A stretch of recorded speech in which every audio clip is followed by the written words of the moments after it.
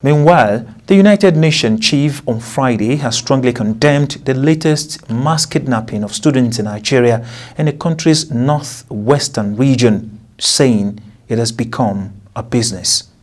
Late Thursday night, some 30 female and male students, as well as several school staff, were reportedly abducted by gunmen from the Federal College of Forestry Mechanization, just outside Kaduna City in the Igabi local government area, marking at least the fourth round of students kidnapped in the country since December. While some of the students have reportedly been rescued by the Nigerian security forces, Secretary General Antonio Guterres called for the immediate and unconditional release of those students that remain in captivity. His spokesman, Stephen Dujarric, told journalists at a regular press briefing. Turning to Nigeria, I can tell you the Secretary General strongly condemns the reported abduction of another group of students in that country, this time from the Federal College of Forestry Mechanization in Kaduna. He understands that some of the students have reportedly been rescued by the Nigerian security forces.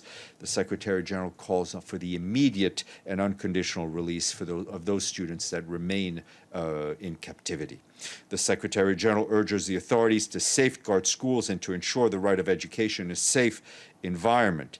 As you know, attacks on schools and other educational facilities constitute a grave violation of children's rights and human rights more broadly. The Secretary General underscores that schools must remain a safe space for children to learn without fear of violence or kidnapping or any other attacks on them. The UN chief urged the authorities to safeguard students and ensure the right to education in a safe environment. Last week, 279 schoolgirls were freed after being snatched from their boarding school at Jengebe in northwestern Nigeria's Zamfara state. Weeks ago, dozens of children and staff were taken from a boarding school in December. More than 300 boys were abducted.